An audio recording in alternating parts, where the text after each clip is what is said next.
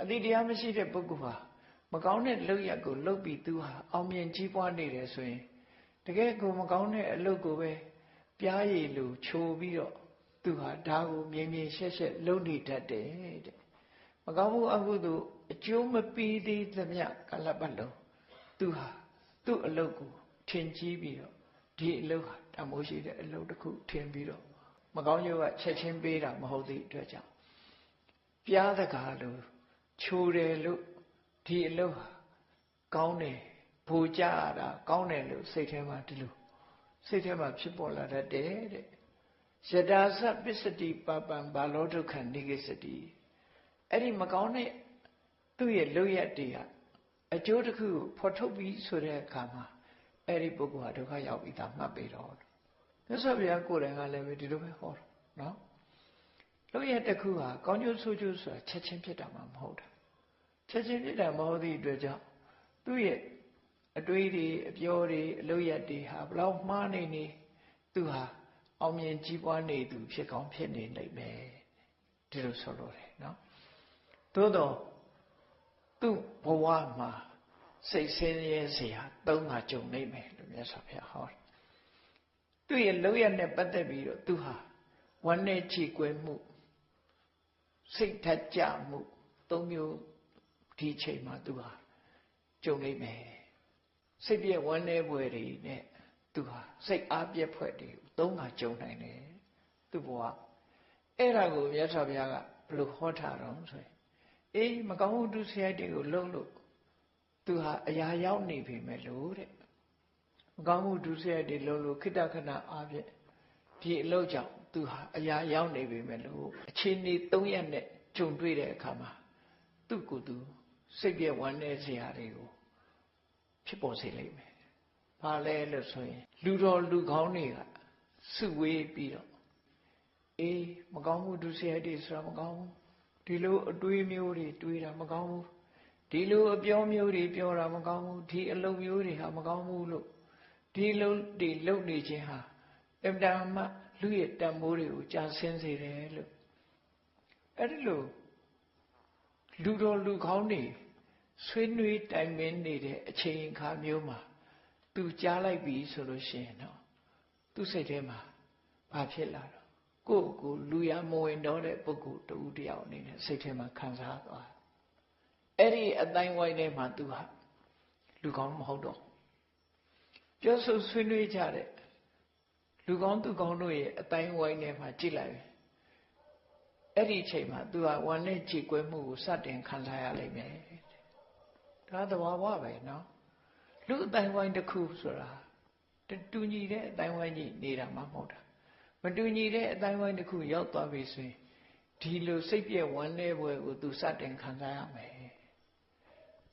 ကောင်းတဲ့စကားတွေပြောပြီးဆိုတဲ့အခါမှာသူဟာငါဟာမဟုတ်တာတွေကြီးပဲတွေးတယ်မဟုတ်တဲ့စကားတွေကြီးပဲပြောတယ်မဟုတ်တဲ့အလုပ်တွေပဲလုပ်တယ်ငါမှာမကောင်းတာတွေဟူသည်များငါတဏ္ဍာမှာအကုန်ရှိနေပါလားဒါတွေကိုသူတို့ကမကောင်းဘူးလို့ပြောကြပါလားဆိုတဲ့အချိန်မှာသူ့စိတ်ထဲမှာနင့်ငနဲ့နေအောင်စိတ်ဆင်းရဲမှုခံရတယ်လို့ဒါပထမအချိန်ကြုံတွေ့ရတဲ့စိတ်ပြည့်ဝမ်းနည်းပွဲလို့မြတ်စွာဘုရားဒီလိုဟောတယ်ဒါရင်ပြီးလာလို့ဆိုမပြီးသေးဘူးတိုင်းပြည်အုပ်ချုပ်တဲ့မင်းဆိုးရာဇာတွေဟာမကောင်းတဲ့လူတွေကိုပြစ်ဒဏ်ချမှတ်တယ်ကောင်းတဲ့လူကိုပြစ်ဒဏ်ချမှတ်တာမဟုတ်ဘူးလောကမှာဥပဒေဆိုတာရှိတယ်ဥပဒေတွေလိုက်ချိလိုက်မယ်ဆိုလို့ရှိရင်တစ်ဖက်သားကိုဒုက္ခရောက်စေတတ်တဲ့အလုပ်တွေကိုလုပ်တယ်တစ်ဖက်သားဒုက္ခရောက်မဲ့အပြောတွေကိုပြောတယ်ဆိုတဲ့မကောင်းတဲ့ဇေယိုက်ဆိုးတွေနှိပ်ကွက်ဖို့ရအတွက်တိုင်းပြည်မှာဥပဒေတစ်ခုဆိုတာချမှတ်ထားတာရှိတယ်ဥပဒေလှုပ်ထားတယ်အဲ့ဒီဥပဒေလှုပ်ရက်တွေနဲ့လူတယောက်ဆိုပါစို့ပြစ်မှုကျူးလွန်မှုတစ်ခုသူဟာပြစ်မှုတွေကျူးလွန်ထားတော့လည်းပဲသူ့အခြေအနေကောင်းနေသည့်အတွက်ကြောင့်သူဟာမခံရသေးဘူးသို့တော့သူ့နီးထူပြစ်မှုကျူးလွန်တဲ့ပုဂ္ဂိုလ်တယောက်ကိုမင်းဆိုးရာဇာတွေကဖမ်းဆီးပြီးတော့ဒီဆိုပါစို့ကြိမ်တံပေးတာတို့တေတံပေးတာတို့ဆိုတာတွေလို့ဒုက္ခရောက်မျိုးစုံညှင်းဆဲအဲ့ဒါလို့ မကောင်းမှုဒုစရိုက်တွေနဲ့ဥပဒေကိုချိုးဖောက်တဲ့ပုဂ္ဂိုလ်မကောင်းမှုဒုစရိုက်တွေကိုလူတိုင်းဝိုင်းထဲမှာကျူးလွန်တဲ့ရာဇဝတ်သားတစ်ယောက်ကိုဖမ်းဆီးပြီးတော့လူပုံအလယ်မှာပြစ်ဒဏ်ပေးနေတာကိုသူမြင်ရတဲ့အခါမှာဒီလူဘာဖြစ်လို့ပြစ်ဒဏ်ပေးခံရတယ်လဲဒီအလုပ်တွေလုပ်လို့ပဲလို့ဆိုတော့သိရတယ်သိတဲ့အခါငါမှလည်းဒီလိုပြစ်မှုတွေရှိနေပါလားငါလည်းဒီလိုပြစ်မှုတွေလုပ်မိထားပါလားငါကိုတော့မသိသေးလို့ပြစ်ဒဏ်မပေးကြသေးဘူးတနေ့ကျငါလည်းပြစ်ဒဏ်ခံရမှာပဲပြစ်ဒဏ်ခံရတဲ့ရာဇဝတ်သားတစ်ယောက်ရဲ့ဆင်းရဲဒုက္ခကိုကြည့်ပြီးတော့သူဟာဝမ်းနည်းကြေကွယ်မှုတွေစိုးရိမ်တော့ကရောက်မှုတွေကိုဒုတိယအကြိမ်ဘဝမှာခံစားရတယ်ဒီဘဝမှာလည်းခံစားရတာအဲ့အချိန်မှာစိတ်ဆင်းရဲမှုတွေနဲ့သူကြုံရပြန်ဘယ်တော့မှသူဝမ်းသာနေမှာမဟုတ်ငါလည်းဒီလိုဟာတွေရှိတယ်ငါလည်းပြစ်ဒဏ်တွေရှိနေတယ်ဒါတွေကိုသိသွားရင်ငါလည်းပြစ်ဒဏ်ပေးခံမှာပဲလို့ဒီလိုစိတ်ထဲမှာစိုးရိမ်တော့ကတွေနဲ့ဖြည့်ဆည်းပြီးစိတ်ဆင်းရဲမှုတန်းကိုအဲ့ဒီအချိန်မှာဒုတိယအကြိမ်ခံစားရခြင်းပဲဖြစ်တယ်တတိယအကြိမ်ဆိုတာဘယ်အကြိမ်တုံးဆိုလို့ရှိရင်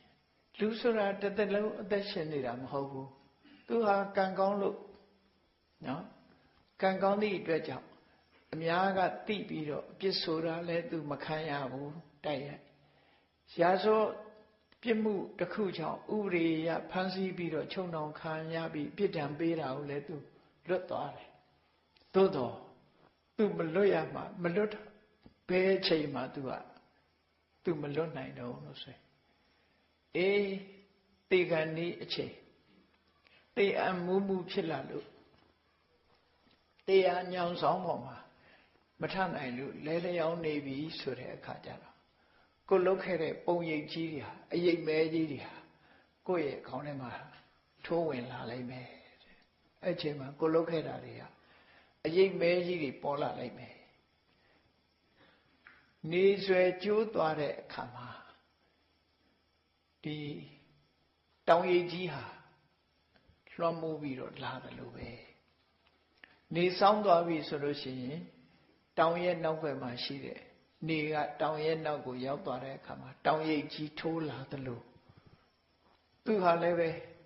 တေခန္ဒီအချိန်မှာဆိုလို့ရှိရင်ကိုလုတ်ခဲ့တဲ့မကောင်းမှုအကုသိုလ်တွေဟာသူကသူများသာမသိတာရှိတာကိုယ့်ကိုယ်ကြတော့သိတယ်လေလူဆိုတာကိုမဟုတ်တာကိုယ့်ကိုသိတာဆိုတော့ကိုယ့်ကိုယ်ကြတိတ်လို့မရဘူးကိုလုတ်တာကိုသိနေတယ်သိနေသည့်အတွက်ကြောင့်ဒီအရေးမဲကြီးတွေဟာလက်ကိုယ်တဏ္ဍာမှာကိုယ့်ရဲ့စိတ်ကိုခြောက်ခြားတုံလို့ဖွယ်ရအဲ့ဒီချိန်မှာလာပြီးတော့လွှမ်းမိုးနေတယ်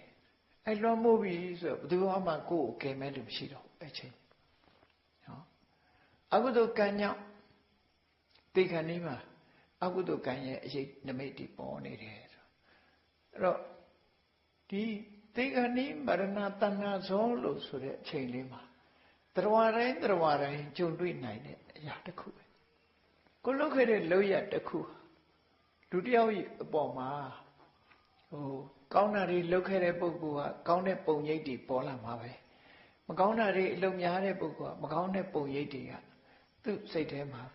လွှမ်းမိုးပြီးတော့ပေါ်လာမှာပဲအဲ့တော့မကောင်းတဲ့ပုံရိပ်တွေကကိုယ်လွှမ်းမိုးလာပြီဆိုလို့ရှိရင်တော့တွေးတောကြောက်ရွံ့စိုးရိမ်တောကတွေနဲ့သွားရမယ့်ဘဝ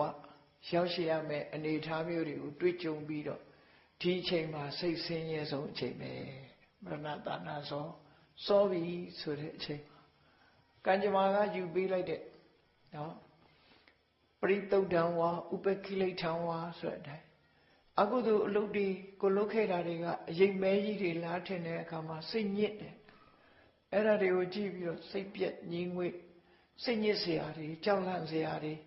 မကောင်းတဲ့အရာတွေကကိုယ့်ပေါ်မှာလွှမ်းမိုးချုပ်ကင်ပြီးတော့ထားလို့ကြောက်လန့်တကြားဖြစ်ပြီးတော့နေအာကိုရမဲ့လူရှာလို့လဲအဲ့ဒီနာဘယ်သူမှအာကိုရမဲ့ပုဂ္ဂိုလ်မရှိလာဘူးအဲ့ဒီလိုအချိန်မျိုးရောက်လို့ရှိရင်လည်းပဲဒီပုဂ္ဂိုလ်ဟာကိုလုပ်ခဲ့တဲ့မကောင်းမှုအကုသိုလ်တွေရဲ့အရေးမဲ့အကြီးတွေကြောင့်စိတ်ဆင်းရဲမှုနဲ့ကြုံအောင်မှာဖြစ်တယ်